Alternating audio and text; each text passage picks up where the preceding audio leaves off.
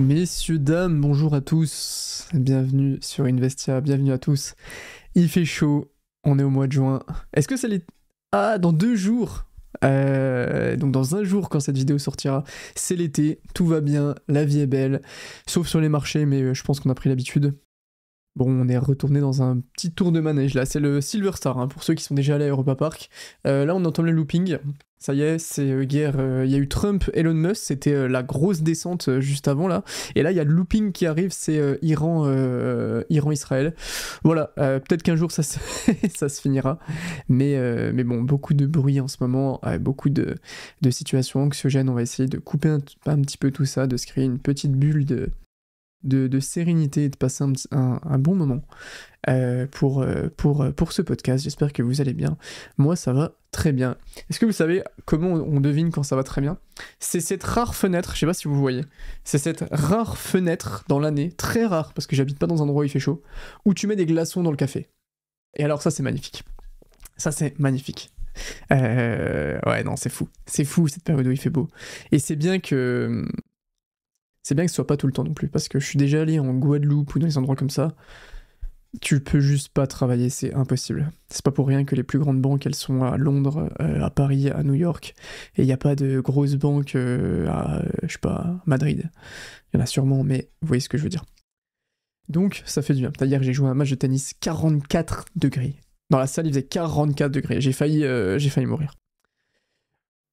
Au programme de ce podcast, les potes, on a 5 ou 6 sujets, je crois, si je dis pas de bêtises. 5 ou 6 petits sujets. On va commencer par de l'investissement. 1, 2, 3, 4 sujets d'investissement. Et 3 sujets un petit peu plus développement. Je sais pas trop comment appeler ça. Maintenant que vous avez compris de quoi je parle si vous suivez les podcasts. Parce que j'aime pas faire que de l'investissement. Il y a l'investissement financier, mais il y a d'autres types d'investissement. C'est le principe de Investia. On va appeler ça, j'aime pas le mot développement personnel, on va appeler ça de l'investissement sur soi-même, de l'investissement personnel sur la suite, donc avec des sujets assez intéressants. Je crois que le mixte vous plaît bien, il me plaît bien aussi, ça me permet aussi de ne pas passer mes semaines à parler que d'investissement, d'argent tout le temps, ce qui peut être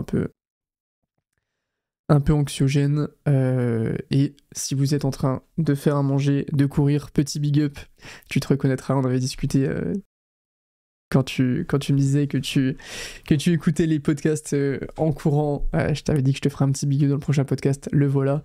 J'espère que tout se passe bien, merci d'écouter ce podcast, vous êtes le nectar de cette communauté, ça fait vraiment plaisir. On pourrait faire un repas un jour qu'avec les gens qui écoutent le podcast, parce que vu que c'est un peu plus personnel, vu que genre je passe 40 minutes à parler de ma vie tout seul, sans montage, sans rush, c'est que vraiment... on est dans la sphère de ceux qui se ressemblent le plus, vous voyez ce que je veux dire? Et le podcast me fait vraiment beaucoup de bien aussi, ça me permet d'aérer un petit peu mon contenu, mes sujets, il y a plein de trucs où des fois je me dis ok, j'ai envie d'en parler dans le podcast. Et c'est vraiment cool, donc écoutez, petite gorgée de café glaçon et allons-y pour le premier sujet. Le bruit à court terme. Début juin, vous savez, on a eu le manège au début d'année, c'est la première grosse descente du manège, c'était Trump et les tarifs. En début juin, on a eu, ça y est, on a eu un petit, vous savez, les vrilles là dans les manèges, les trucs qui tournent comme ça.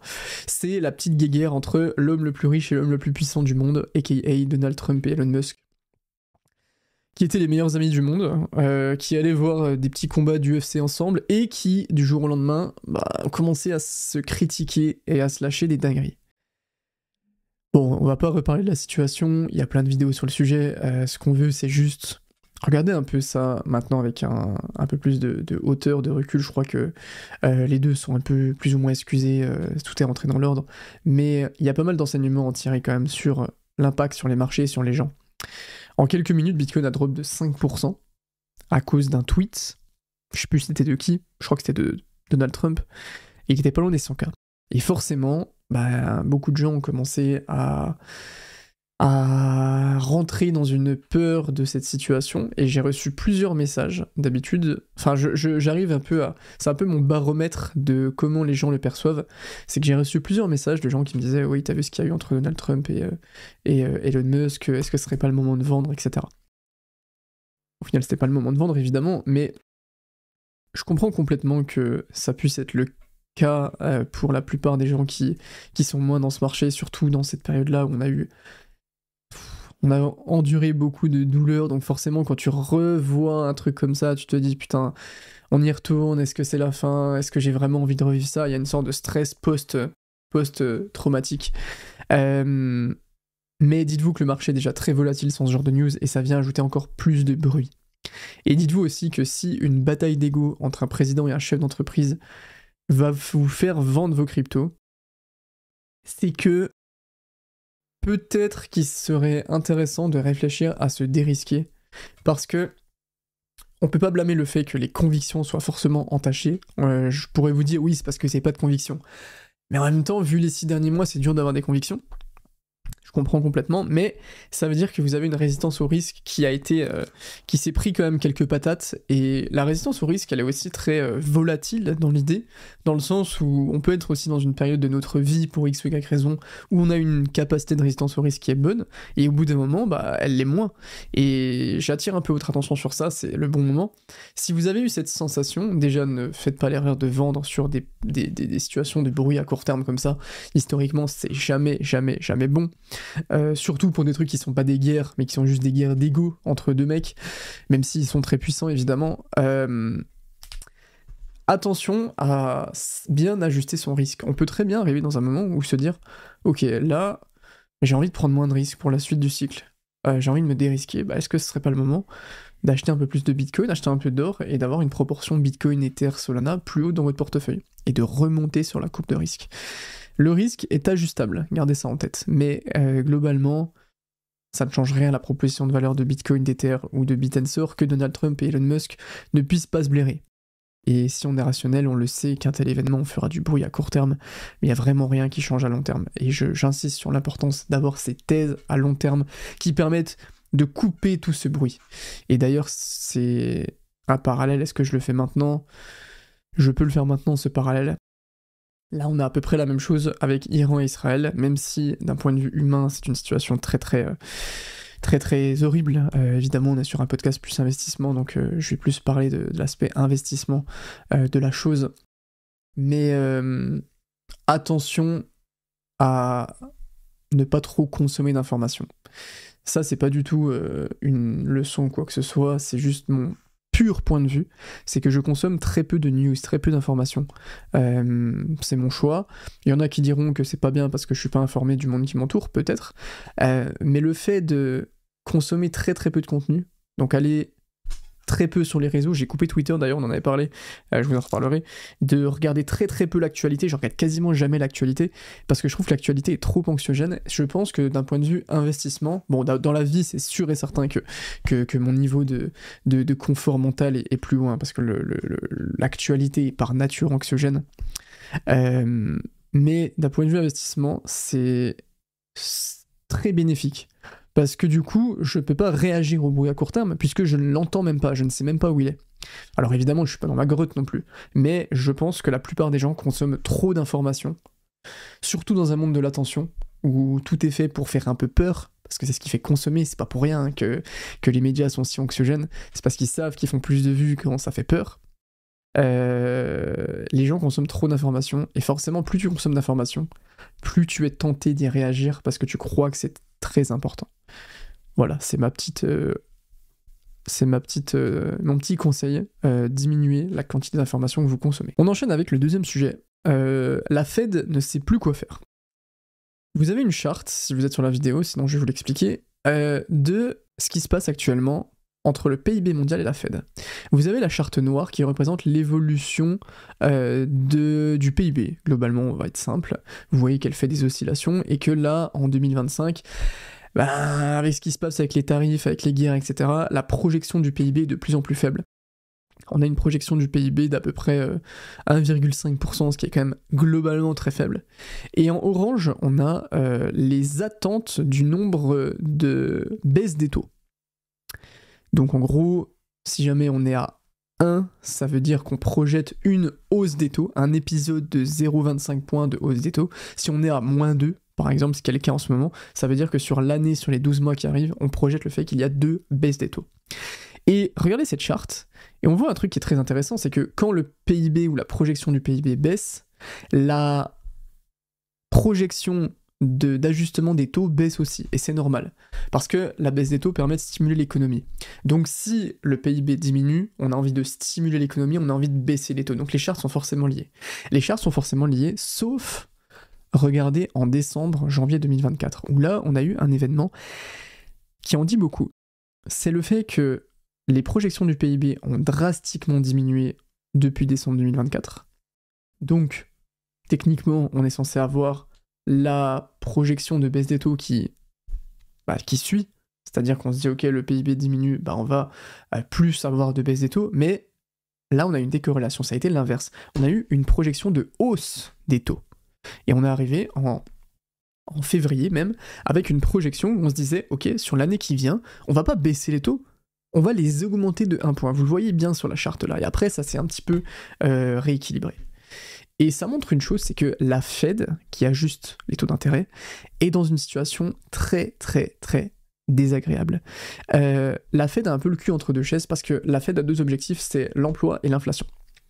Elle veut garder une inflation contrôlée et elle veut aussi garder une économie et un taux de chômage qui est le plus contrôlé possible. Il y a une sorte de balance comme ça, emploi, inflation. Le problème c'est que là, la Fed, elle voit deux choses. Elle voit que l'emploi diminue, que l'économie ralentit, mais que l'inflation augmente. Et c'est la pire situation. C'est une sorte de stagflation. Et les marchés sont perdus parce que du coup, ils savent plus ce qu'il faut pricer. On a une sorte de décalage structurel pour les investisseurs. Et on se retrouve dans ce schéma-là où la Fed ne peut pour l'instant pas bouger parce qu'elle attend que l'inflation soit stabilisée, notamment avec cette histoire de tarifs, les projections d'inflation, pour pouvoir ajuster les taux. Et l'économie est dans un flou vraiment historique actuellement, et c'est pas pour rien que les niveaux d'incertitude sont à des sommets, et ça le traduit vraiment bien. Pour l'instant, on ne sait pas comment s'ajuster. Donc nous, qu'est-ce qu'on doit faire en tant qu'investisseur ? On doit protéger notre capital, et on doit savoir être patient. En vrai, si tu regardes les résultats des fonds d'investissement, ils se basent sur l'année, et des fois, il y a des fonds d'investissement qui font des pertes sur l'année. Beaucoup de fonds d'investissement. Même, c'est quasiment impossible, il y en a très très peu des fonds d'investissement qui font tout le temps des gains sur l'année. Ça veut quand même dire une chose. Ça veut dire qu'il ne faut pas s'attendre à faire des gains en permanence. Et c'est très dur, je trouve, de le matérialiser. C'est un peu comme au poker. J'ai joué un petit peu au poker, j'ai eu une période de ma vie, je sais pas si j'ai déjà dit ça, où je voulais être pro de poker. J'avais acheté genre une vingtaine de livres, je lisais, c'est trop bien, je me pensais trop fort alors que j'étais moyen plus, je dirais. Mais au poker, il y a ce truc de tu peux jouer 50 tournois, tu peux jouer parfaitement les 50 tournois et quand même perdre. Pourquoi ? Parce qu'au poker, on essaye de maximiser les bons mouvements pour que si on en fait un échantillon suffisamment grand, ça va se matérialiser, même avec le côté aléatoire. Et je l'ai vraiment assimilé ça sur le marché crypto, c'est que on peut être très bien positionné, mais pendant une certaine période, il y a d'autres éléments dont on ne contrôle pas, la fameuse variance du poker, qui là est la macroéconomie, la géopolitique, pardon, qui rentre en jeu et qui nous fait qu'on n'a pas spécialement les résultats qu'on attend alors qu'on fait les bons mouvements. Et ça, c'est très difficile. Donc, soyons plus patients et attention à ça parce que la Fed, actuellement, ne sait pas du tout quoi faire. On était aux États-Unis, les LeBron James, les Lakers, Tony Parker, les In-N-Out, etc. Maintenant, on va de l'autre côté. Est-ce que c'est border si je parle de ravioli vapeur ? J'ai parlé d'In-N-Out, donc ça passe. On va en Chine, on va parler de la Chine. Il paraît que la Chine, c'est super sympa.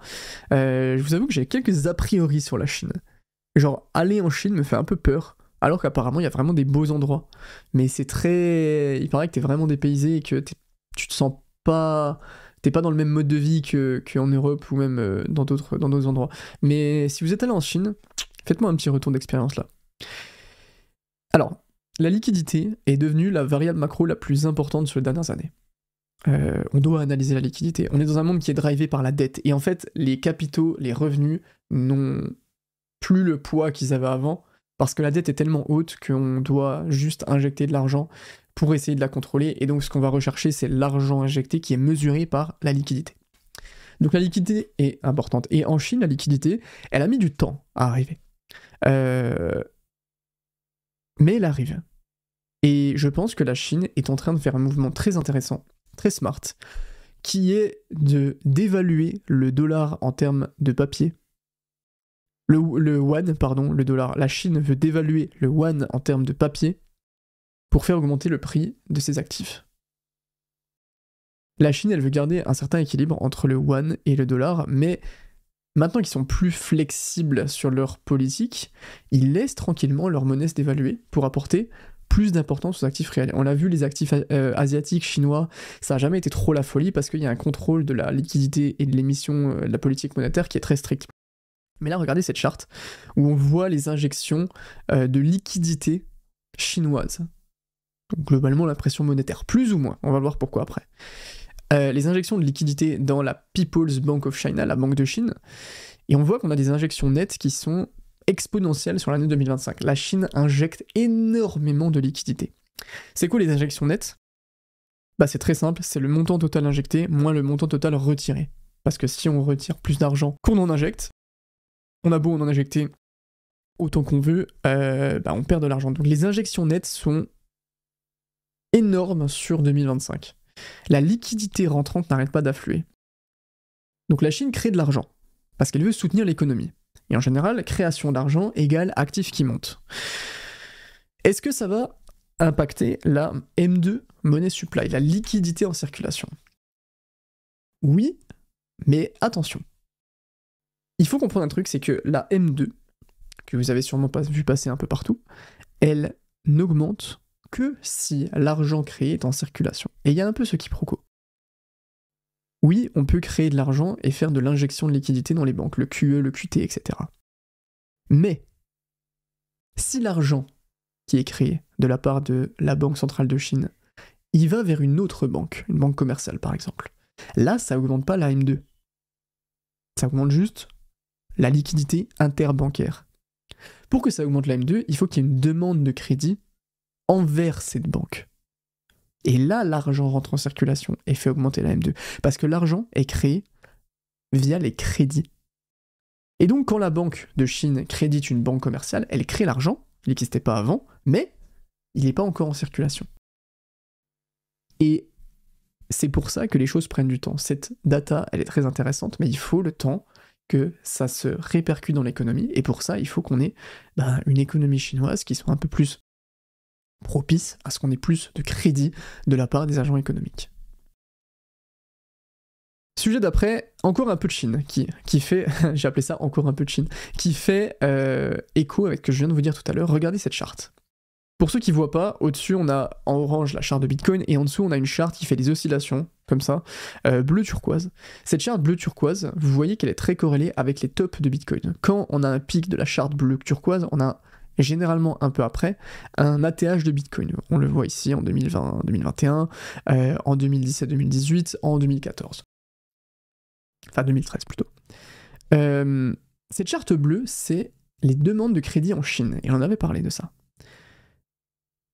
À chaque fois qu'on a des grosses périodes de demande de crédit en Chine, on a un top de Bitcoin juste après.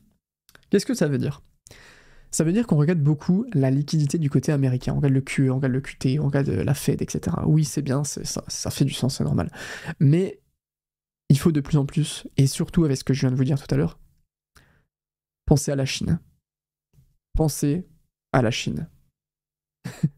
Il faut vraiment regarder ce qui se passe du côté chinois. Parce qu'en fait, on le voit ici, que la demande de crédit en Chine est corrélée avec le top de Bitcoin. Ça veut dire quoi ? Ça veut dire que la demande de crédit permet de créer de l'argent, parce que l'argent est créé via les crédits. Donc la liquidité chinoise a, qu'on le veuille ou non, Bitcoin banni ou non en Chine, un impact énorme sur le prix. Et donc il faut surveiller ça, il faut surveiller l'économie, et là on le voit qu'on est dans une politique de relance où on n'a pas eu cette oscillation qu'on voulait pour l'instant. On est dans une politique de relance qui se confirme par ce qu'on a vu tout à l'heure.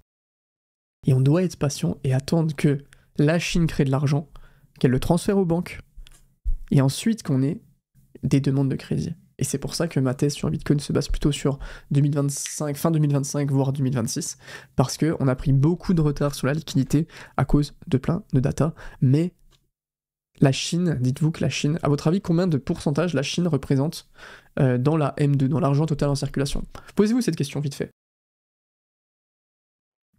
La Chine, c'est quasi 40%, c'est 38% de la M2. Les États-Unis, c'est genre 23%. Il y a beaucoup d'argent en Chine. C'est juste que pour l'instant, il n'est pas attribué pour les marchés financiers, mais Bitcoin en profitera. Parce que Bitcoin a cette chance de profiter de la liquidité mondiale. Et ça, c'est fou. Est-ce qu'on en a fini avec les investissements? Oui, on en a fini avec les investissements. On passe à la deuxième partie de ce podcast. J'espère que vous courez bien, j'espère que vous passez un bon moment. Le 19 juin, j'ai écrit « Le confort nous tue ».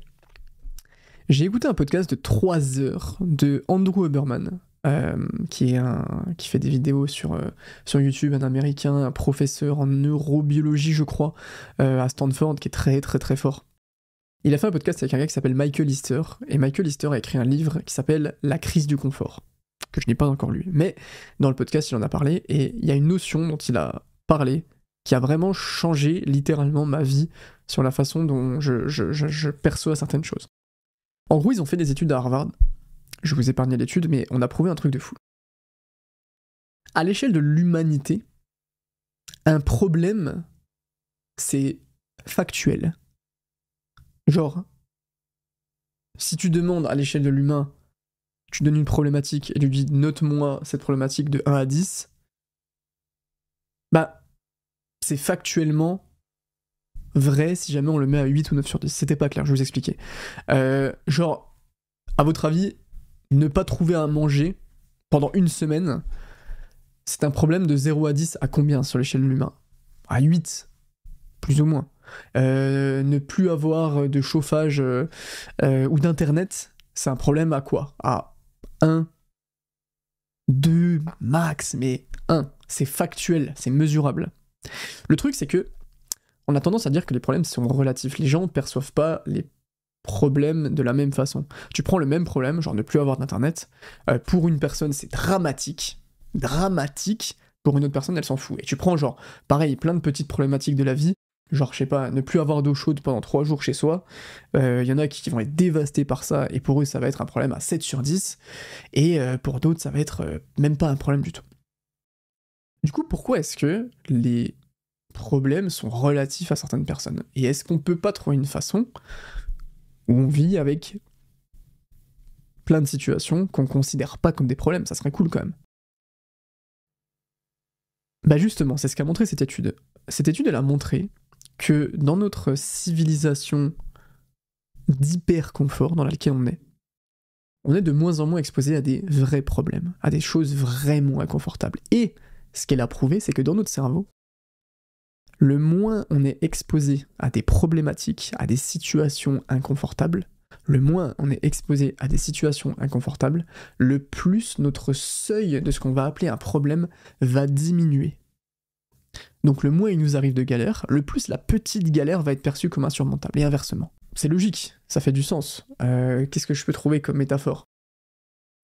Tu vas au resto, t'as toujours un mec qui va se plaindre parce que ouais, c'est pas super bon, y a pas de sel, c'est pas assez bon. Maintenant, cette même personne, tu la mets pendant 2 mois et tu la fais manger des trucs vraiment nuls tous les jours. Tu as du vieux porridge, des flocons d'avoine tous les jours. Tu la remets au resto 2 mois plus tard, est-ce qu'elle va se plaindre qu'il y a du sel? Qu'il y a pas de sel? Non. Elle va kiffer sa race. Parce que on lui a donné des situations inconfortables, et donc son seuil de ce qui est un problème est tellement remonté que, oh, il n'y a pas de sel, on s'en fout. Et de ça, on peut trouver quand même une conclusion, c'est que le surconfort de notre génération, où littéralement, on peut passer des semaines sans vrai problème, et on n'a jamais de problème factuellement à l'échelle de l'histoire de l'humanité au-dessus de 7 sur 10, sauf si on a vraiment des gros accidents, mais on n'a pas de problème de chasser, on n'a pas de problème de mourir de froid, de mourir de faim, de mourir de soif. Le surconfort de notre génération nous tue littéralement à petit feu et nous fait créer des problèmes qui n'existent pas.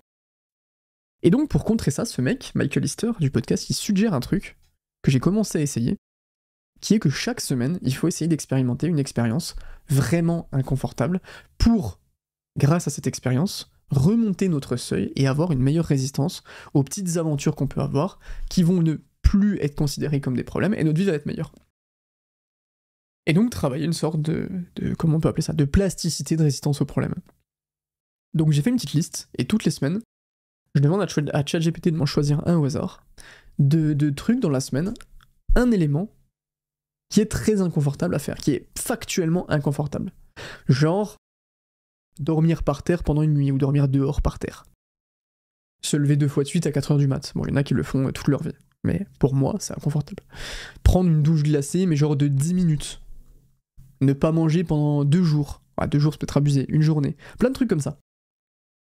Et en fait, je vais essayer d'en faire une par semaine, qui sont vraiment des expériences désagréables, pour continuer d'apprécier et d'être gratifiant de l'hyper-confort que j'ai dans ma vie, d'augmenter ma résistance à l'inconfort, parce que je pense que c'est très très bénéfique dans notre vie, où on a accès à tout, on a de la dopamine permanente, il y a aussi ce débat de la dopamine qui rentre dans ça, mais je pense que c'est aussi très bon l'investissement, parce qu'on l'a déjà vu, un bon investissement est toujours inconfortable, et on aura beaucoup plus de facilité à travailler dessus, et peut-être que le fait de faire ça fait que quand on aura des mouvements inconfortables à faire en investissement, ça sera plus simple et plus facile pour nous parce qu'on aura augmenté notre résistance à l'inconfort.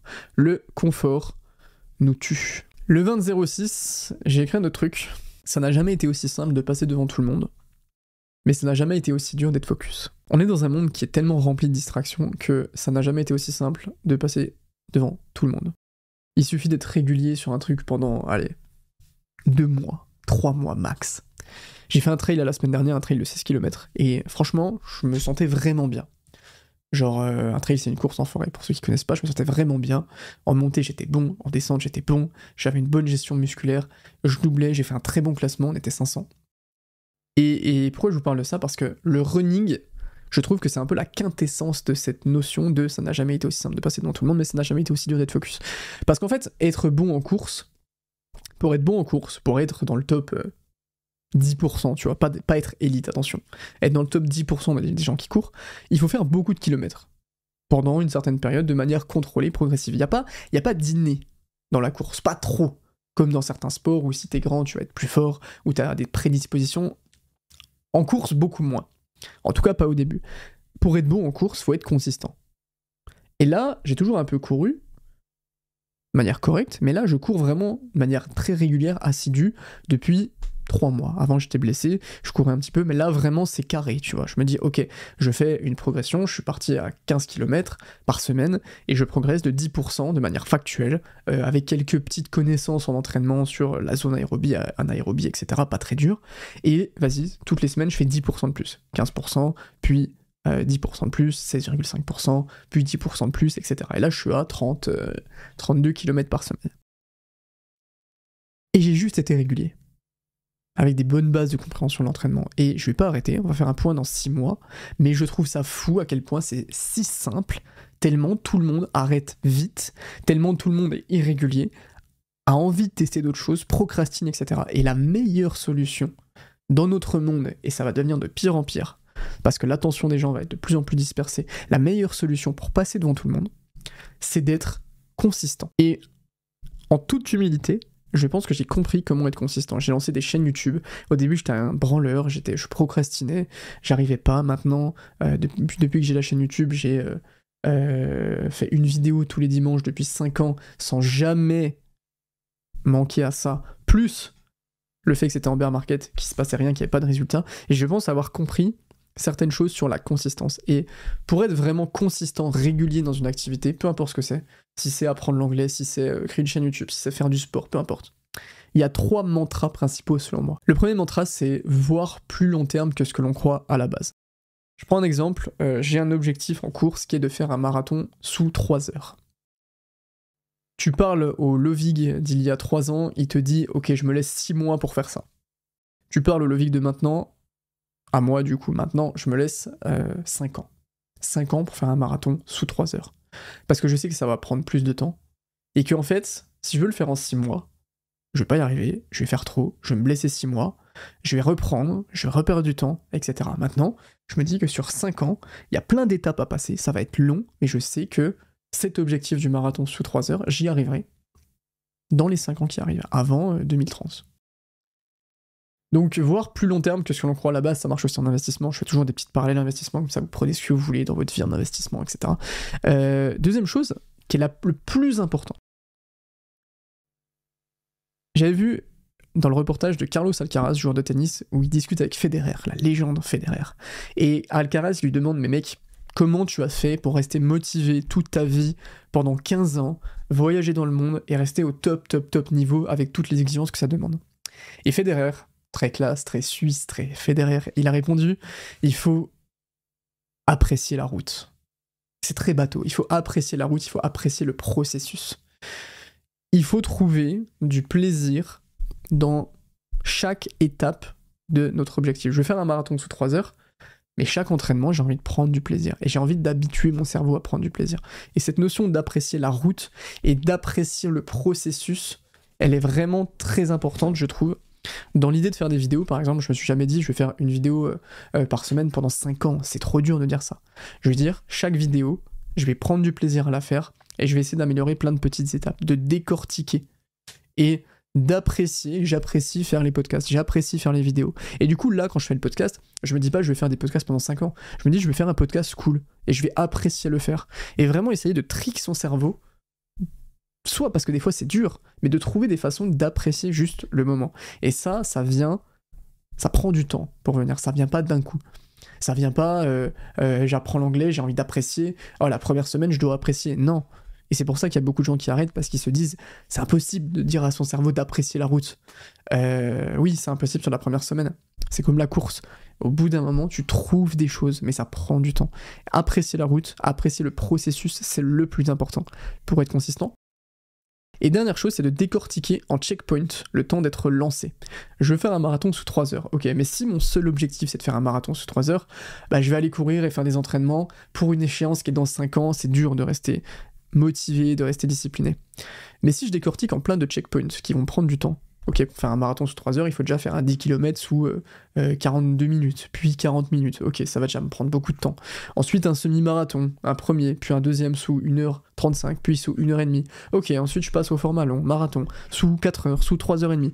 Et en fait, le fait d'avoir plein de checkpoints, ça me permet de rester régulier, consistant, d'avoir plein de petites victoires aussi, ça construit la confiance en soi, et de comprendre ça, de comprendre que c'est important. Quand je voulais lancer ma chaîne YouTube, c'était ok, maintenant je vise 100 abonnés, 500 abonnés, 1000 abonnés, 5000, 10 000, 20 000, 50 000, etc. Et ça permet de se lancer et de prendre de l'élan. Voilà mes 3 mantras pour être régulier, voire plus long terme que ce qu'on croit à la base, apprécier la route et le processus, décortiquer en checkpoint le temps d'être lancé. Pour moi, c'est le truc le plus important. Devenez consistant dans ce que vous faites. Coupez, et je pense qu'on en parlera, ça sera un prochain sujet de podcast, mais il faut être assez extrême dans ce monde-là. Tu peux pas vraiment être consistant si t'es pas extrême. Extrême dans le sens, tu sens qu'il y a des trucs qui vont pas, genre que t'es trop sur les réseaux, ça marche pas de fermer les réseaux, les algorithmes sont trop forts, faut genre supprimer le compte, tu vois. Et il faut réussir à avoir ce côté extrême de se dire, ok, je me cantonne que à ça. On est dans un monde où la spécialisation paye. Le fait d'être bon partout, genre 7 sur 10 partout ne marche pas. Il vaut mieux être 9 sur 10 dans un seul domaine que 7 sur 10 partout. Et vous regardez, tous les gens très successful, très riches, ils sont excellents dans un seul domaine, mais ils sont mauvais dans un autre. Tu prends un sportif, un attaquant, il est excellent dans le fait de... pas dans le foot, il est excellent dans le fait de marquer des buts, dans la finition, c'est très niche. Et il faut être niche, c'est ce qui est demandé, mais il faut être excellent dans sa niche. J'ai fait renverser du café, j'en profite aussi pour vous dire qu'on n'est pas loin des 1000 étoiles, 5 étoiles sur Spotify et sur Deezer, donc si jamais vous êtes sur cette plateforme-là, si ça vous dérange pas, ça me ferait très plaisir si vous pouviez mettre un petit 5 étoiles. Vraiment, il y a juste à appuyer sur 5 étoiles, ça prend 2 secondes. Et ça référence le podcast et ça permet de me faire plaisir. Je suis content après. Bon, dernier sujet qui est un sujet que j'ai jamais abordé, et que je suis content d'aborder. J'ai remarqué un truc, c'est que je peux faire exactement la même vidéo. Les retours vont être très différents en fonction de la situation de marché. Les gens vont être de très mauvaise humeur, très aigris quand le marché est rouge, et que je continue de donner mon avis. Et très vite, on a des commentaires qui retrouvent souvent « N'écoutez pas les influenceurs, tu t'es trompé, tu changes de thèse tous les 2 mois, t'as tout intérêt à rester bullish, parce que c'est comme ça que tu vas faire plus de vues. » Et c'est vrai que j'en ai jamais parlé, mais concrètement, pourquoi je fais ces vidéos ? Quel est mon but concrètement ? Est-ce que mon but c'est de faire le plus de vues possible ? Et donc pour faire le plus de vues possible, je dois toujours rester bullish, quitte à ce que ça soit pas mon avis, parce que c'est comme ça que je me rémunère par exemple. Est-ce que j'ai tout intérêt à changer tout le temps d'avis pour apporter des nouvelles thèses, des nouvelles choses ? Concrètement, ça fait 5 ans que je fais une vidéo par semaine sur les cryptos. Et au début, je me disais, ok, je prends un projet, j'explique comment il marche, ce que c'est, etc., pour que les gens puissent avoir une idée un petit peu plus précise du marché. Donc je prends tous les projets du top 100, je pense que j'ai fait plus de 100 vidéos, Filecoin, Cardano, Bit&Source, Solana, j'en ai fait plein. Et j'explique ce que c'est. Je fais plus de 100 vidéos sur ce type, un altcoin explication. Le truc, c'est que ça m'est un petit peu retombé dessus, parce que certains croyaient que tous les projets dont je parlais, je les chillais, que j'achetais tous les projets. Et alors que je voulais juste les présenter. Et c'est pas spécialement très grave, mais ça revient quand même à une question. C'est est-ce que j'ai intérêt à dire que ça va monter ? Est-ce que j'ai intérêt à toujours être bullish ? Est-ce que j'ai intérêt à vous dire qu'on va faire des x10, x50 ? Oui et non, en vrai. Oui, parce que plus t'es bullish, plus tu vends de l'émotion aux gens, et du coup, plus ils ont envie d'écouter ce que tu dis pour te rassurer. C'est une sorte de putaclic, mais version bullish sur le marché. Donc, c'est sûr que j'aurais plus de vues si je donnais plus d'opium aux gens, que je parlais de gains générationnels, de x50, de x100, d'énormes multiples, de millionnaires, etc. Et les gens qui font ça font plus de vues. Et il y a ça peut être un peu frustrant, c'est qu'il y a plein de nouveaux youtubeurs qui arrivent, qui font ça et qui font des vues un peu disproportionnées à cause de ça. Le truc, c'est que ceux qui font ça, dans 1 an, ils sont cramés. Parce qu'on a compris qu'ils disaient tout le temps que ça allait monter pour vendre du rêve, et les gens leur font plus confiance. Et ça fait 4 ans que je suis là, j'ai, je pense, la crédibilité pour le dire, je suis là pour longtemps, encore sur YouTube. Et j'ai pas intérêt à me faire cramer comme ça, et que les gens comprennent que en fait j'ai été permaboule, et que ça a pas spécialement payé. Et j'ai juste envie que les gens me suivent en sachant que peu importe ce que je dis, je le pense profondément. Donc quand je dis un truc bullish, c'est que je le suis vraiment. Quand je dis un truc bearish, je le suis vraiment. Est-ce que je peux me tromper ? Évidemment. Est-ce que par contre, vous voulez que je change d'avis à chaque fois que le marché bouge ? Non. C'est pas parce que le marché est rouge que je vais dire que la suite est bullish. Et il y a ce truc de les gens veulent entendre ça. C'est un peu spécial. Tu peux vraiment bien te rémunérer soit sur l'opium, donc l'espoir, soit sur la peur. Et ce qui est triste, c'est ce qui fait le plus gagner d'argent. C'est capitaliser sur la peur des gens et capitaliser sur l'espoir des gens. Et quand t'es un peu plus factuel, dans certaines situations où les gens sont trop émotionnels, ça peut être dur. Autre question, comment je me rémunère ? Comment je gagne de l'argent sur YouTube ? Est-ce que je fais ça gratuitement ? Spoiler, non. J'ai une équipe de 5 personnes qui travaillent avec moi pour essayer de faire les meilleures analyses, pour faire les meilleures vidéos, les meilleurs graphiques possibles. Et je me rémunère via 2 choses. La première chose, c'est les abonnements Crypto Recherche. Crypto Recherche, c'est le meilleur groupe francophone de recherche sur l'investissement et la crypto. Et j'ai absolument aucun problème à rendre des recherches sur l'investissement de qualité payante. Surtout que c'est très différent d'une formation crypto-recherche, parce que c'est des abonnements. Tu payes pas genre 10 000 € d'un coup, et si ça te plaît pas, t'es niqué. Si tu te dis la qualité est pas bonne, t'es niqué. Tu peux payer 1 mois, et voir si t'as envie de rester ou non, sachant que si tu payes 1 mois, t'as accès à tout le contenu depuis plus de 2 ans, donc le premier mois est largement rentabilisé en termes de valeur. Mais, ensuite, si ça te plaît pas, tu peux t'en aller. Tu peux couper ton abonnement. Et donc, ce format d'abonnement sur crypto-recherche fait que on est rémunéré à la qualité de ce qu'on propose. Donc, je me rémunère via les abonnements crypto recherche, ça me permet d'être très rationnel dans mes investissements. Et j'ai aussi envie de vous faire le maximum de produits sans devoir vous les vendre, vous les donner, donc des indicateurs, des e-books, etc. Le truc c'est que oui, à un moment quand tu fais du travail de qualité qui potentiellement peut faire gagner de l'argent aux gens aussi, ça vaut de l'argent. J'ai pas envie de vous le vendre, donc c'est pour ça que j'ai des partenaires dans les vidéos, des exchanges, etc. Là j'ai un gros partenaire qui arrive, qui va me permettre, et je vais avoir besoin de vous d'ailleurs les potes, qui va me permettre de vous faire et de vous donner des trucs très cool, parce que justement ça me permet de me rémunérer. Donc voilà comment je me rémunère, j'en ai jamais parlé, d'ailleurs. Évidemment, je me rémunère aussi via des investissements et la façon dont je gère mon portefeuille, mais sur YouTube, c'est un fait, je me rémunère comme ça. Maintenant, est-ce que je change d'avis tout le temps? J'ai eu un peu ce débat là, tu changes d'avis tout le temps, machin. Vous avez accès à mon avis toutes les semaines depuis 3 ans, donc YouTube est très cool pour ça, c'est très vérifiable, et la vérité c'est que non. Ma thèse sur les crypto-monnaies se base sur l'année 2025, voire début 2026. Et je l'ai jamais spécialement lâché. Le truc c'est que on a l'impression que tout est toujours retardé. Je parle de 2025. Ah, finalement ça sera peut-être un peu début 2026. Et on retarde et on retarde et on retarde. Est-ce que c'est pour garder des gens sur les vidéos? Est-ce que c'est pour continuer que les gens regardent? Je comprends qu'on ait cette réflexion-là. Le truc c'est que non, on est dans une économie très instable et je suis pas Madame Irma, je suis pas Donald Trump, j'ai pas d'agents infiltrés dans le bureau ovale ou en Chine, et donc je regarde en fonction des informations qui me viennent. Et le truc c'est que si je prends pas en compte les tarifs, le retard que ça engendre, etc., juste pour être ce mec qui change pas d'avis, non, parce que ça fait pas gagner d'argent et c'est l'objectif. Moi ce que je fais aussi, je le mets aussi beaucoup dans mes propres investissements. Donc j'essaie de m'ajuster. On est dans une économie où les choses sont bloquées, donc ça prend du retard, et ma thèse s'ajuste. Mais n'oubliez pas une chose, vous pouvez choisir de regarder, de pas regarder en fonction de comment, voilà, de si vous êtes à l'aise avec ça. Mais n'oubliez pas que toutes les recherches que je fais, je les applique aussi sur mon portefeuille. Ça veut pas dire que j'ai raison, mais ça veut dire que forcément, on change d'avis. Forcément, on s'adapte, forcément, on affine. Et on vous donne derrière les conséquences de tout ça. Mais c'est très compliqué. En fait,